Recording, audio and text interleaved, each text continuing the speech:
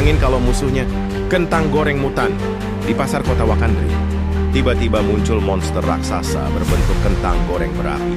Dia menyemprot minyak panas ke orang-orang, bikin pasar kacau balau. Tolong, dagangan saya jadi keripik semua.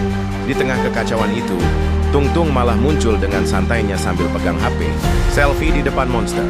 Guys, ini konten paling epic. Jangan lupa like, share, komen. Sementara itu, Udin Dindun cuek banget, malah karaoke pakai mic mainan. Lah.